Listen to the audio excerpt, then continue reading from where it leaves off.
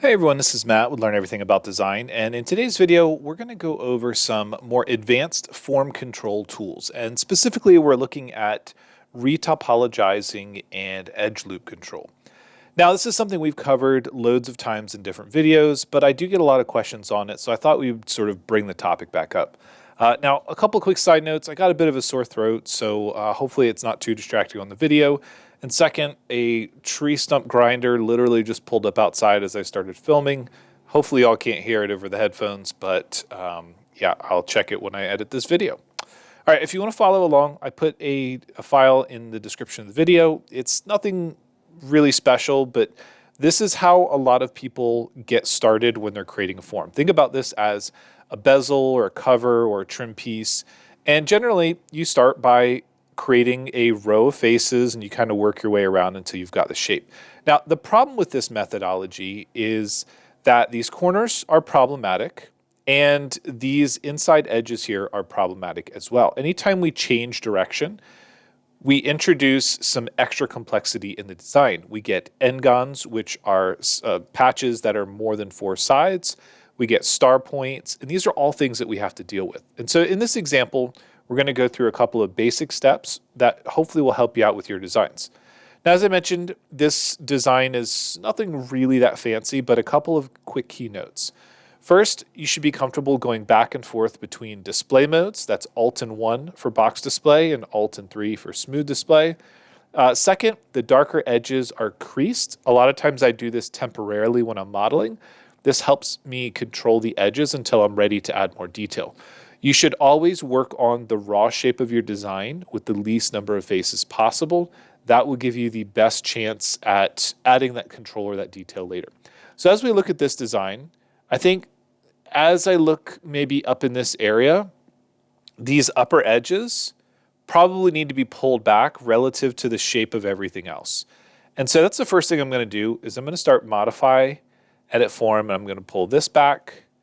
I'm going to select these. So again, hold down Control or Shift and double click the end. I'll pull that down. And when you do this, the main thing that you're looking for is consistency. You want to make sure that, it's going to be kind of hard to do. Let's view it from the right-hand side. You want to make sure that you're not going in and kind of editing individual edges. That tends to get a bit tricky until you have a bit more experience. So you really want to focus on working with entire edges or entire loops whenever possible. Now that we got some basics down, I'm not too worried about these corners because we're going to address those later. The next thing to do is to figure out how we can better help this transition here. I want a rounded edge, but I need more control. And so the way to go about that is by retopologizing. Now there's one issue that we run into with designs like this. Whenever we change direction, if I double click, you'll notice it selects the entire edge loop. But if I go to modify and insert edge, it only works on one edge.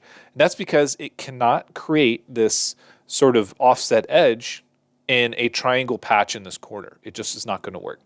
So what we're going to do is we're going to insert edges at 0.5, which is half the distance between the surrounding edges on all sides individually.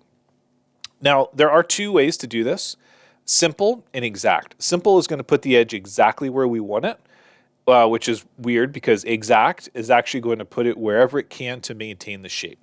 And so if we use the simple insertion mode, what you'll see if we look at this from the bottom, let's go to the bottom here, is that this edge is going to get placed right here, and the surrounding edges are going to stay collinear. And for our purposes right now, that's fine. We're going to make some manipulations later. So we're going to repeat that process. Again, holding down Shift or Control, we can double click the end and it'll sort of fill in the gap between them. We're going to insert edge. We'll do OK. I'm going to use some shortcuts here. So once we double click these, I'll use the space bar, which is repeat, right click, and OK. You can also use right click in the 12 o'clock position and right click and OK. All right, now that we have these, we need to start connecting things together. So we're going to do this by using insert point. I'm going to modify, insert point, and connect these two together. We're not done yet because what we've essentially done is we've created a triangle. We want to avoid triangles unless we absolutely need to. Triangles and n-gons should be placed in areas where it's flat. There's not a lot of change in curvature. So the way to get around this is by using insert point. I'm going to come up and rotate this around, say OK, and I'm going to select and hit delete on the keyboard. Now what this allows me to do is I basically created a four-sided patch. So now I'm controlling the flow of that edge around, and everything is four-sided with the exception of this, that end gun there. And so we're going to do the same thing on all four corners. This is good practice. So we're going to insert point, we're going to connect those together. Again, space bar. I'm going to bring this down and back. Delete. And then there is a shortcut for this on the marking menu. The edit form is just there by default. And then we'll do the same thing over here. There's no shortcut for insert point, unfortunately. So once you use it, you can just hit the space bar. And then we'll delete that. And we'll pull this down. We'll come back and we'll adjust those in a little bit. And then insert point here. I think this one, I went up the edge, so we'll go there. Delete. And then we'll pull that over. All right, so at this point, we've now created the edge flow. So we've got a true edge loop here, we've got a true edge loop here. If we go to insert edge, you can see it's creating an edge all the way around. We don't want to do that yet, but just note that it is working. Again, we should always try to work on the shape with the least number of polygons. And so at this point, if we want to make any adjustments to this, we would, let's go ahead and go to this view here, start to pull that up. I'm going to make it a bit drastic just for the purposes of this video, probably a bit more than I would do. And we'll say OK. I'm going to go into a smooth display. Again, that's Alt and 3. And you can see that we've created a nice, smooth, curvature continuous bezel. And there are a couple of other things that we have to do. So let's go back to box display, Alt and 1. We need to deal with this corner and, well, basically all the corners. And so these right now are end guns. So they've got more than 4 sides. So we've got 3 right here. We go to 4. We still have this extra one. What we can do is we can select and delete that edge, and that will automatically basically turn that into 4 sides there. And so you can go around and you can do this without having to insert points or insert edges. This one is actually really quick. If this shape doesn't need to continue and doesn't need that sharp corner. So hit delete. Now we've got that.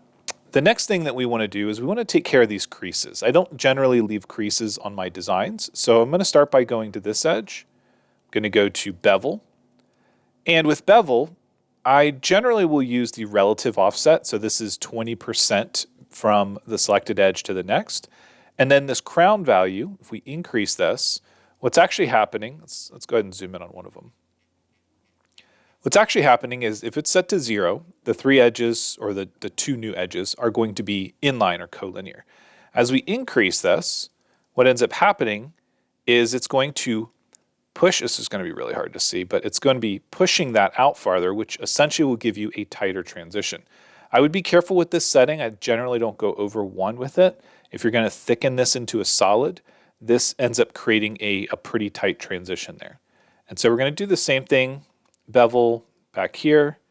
Again, I'm going to set this to 1, hit enter. We're going to go into smooth display. All right, the last thing I want to do, excuse me, the last thing I want to do is bevel this. So we'll go, and again, keep that crown at 1. We'll say OK. Control and 4 to hide my edges. And so now as we rotate this around, you can see that we've got pretty nice control. Edges are all flowing nicely, and the geometry all looks pretty good. Now there are plenty of areas that we could improve this design. So if, for example, if I go Alt and 1, Control and 6 to bring on this back, we may want more control in these corners with how the edges transition. Now this is generally a lot easier to do before you start beveling edges. And so what I would say is if you get to that point and you really want to add more control, it's much easier if you delete some of these beveled edges. And so I'm just going to double click, delete, get rid of this one, and we'll get rid of that one. And so again, it's a much simpler form to work with. And now what we want to do is think long and hard about the direction that all these edges are going. And so we go to insert point, maybe come from here to there, double click this one and delete. And then we'll do the same thing up here. So maybe come from here to there, and then get rid of that one. And so if we go into smooth display, what we're essentially doing is we're changing the orientation of those. And one of the main reasons that we're doing that is because it gives us the ability to insert a new edge in the middle. And so I'm going to go minus 0.5. It doesn't have to be perfect because I'm going to move it. And then pull this out just a little bit more.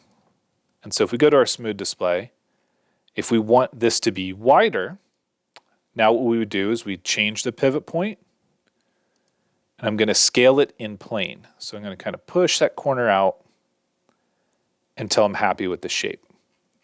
So that looks pretty good. I'm going to do the same thing just to fix up these other corners. So I'm going to go to Insert Edge, and notice again that I'm using the simple, I'm going to go back to box display, simple insertion mode. And generally, if I know that I'm going to be moving or manipulating edges, I'll use the simple insertion mode. If I need it to stay the exact same shape, then I will probably use the exact insertion mode, which will keep the same shape. And so I'm just kind of going around. I'm going to do some manipulation here. I'm going to sort of spread these edges out, hit enter, and clear that out. And so again, we'll go back to smooth display, double click this. We'll reset our pivot point to the inside. That's really where we want to keep it. Then I'm going to scale out in plane until I'm happy with the flow of those edges. And so you can see that we've made, I'd say a pretty good difference over here.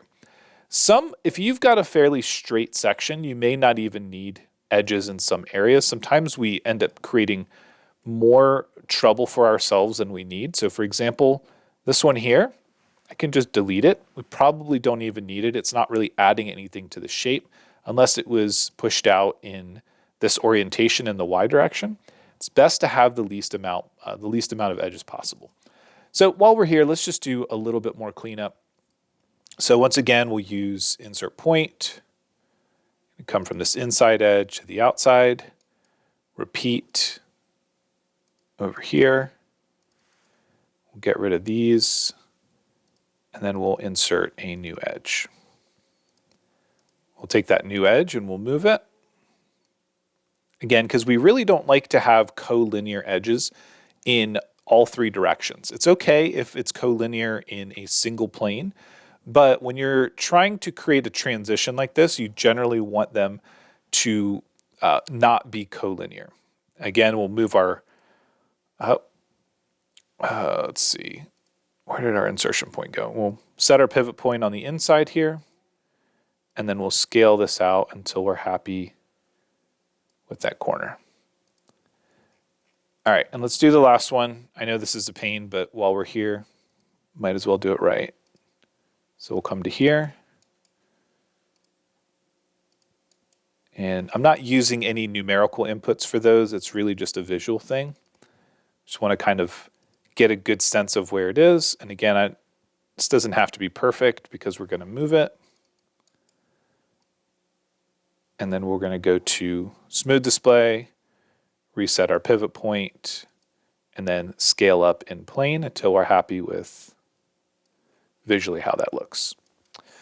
Now that we've got the shape back to where we want it, now we can go back and we can add those bevels again if we need. Now, obviously, if you want a smooth shape or a smooth transition, you don't need to add any bevels. But if you want to have a harder edge, something that controls the shadows or the lighting a little bit better, then bevel is a perfect tool for that. I'm going to go ahead and add one on the crest here as well. Control and 4 to hide my edges. And there you can see. So now we did a pretty good job of restructuring and reformatting those corners. We moved some edges around. We made some sort of general design changes. But now this is a pretty good result for, let's say, a trim piece or a bezel. Now the last little bit that I want to leave you with is, again, modifications work best when you have got the fewest number of faces and edges. It's just so much easier when you've got fewer. So if you can go back, remove some edges, make changes, and then bevel or bring them back again, that's going to be your best bet.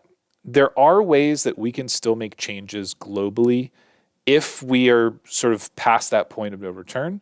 And so, for example, if we select the entire thing, we can scale vertically and keep a lot of the same work that we did intact.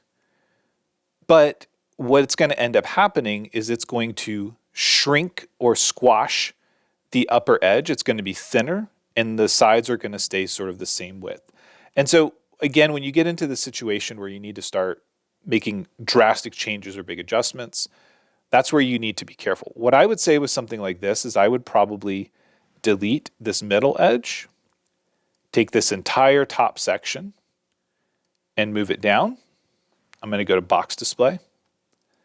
And then I would fix it in box display. And so in box display, I would need to, again, I don't want anything to be collinear. This one now is kind of at the wrong angle.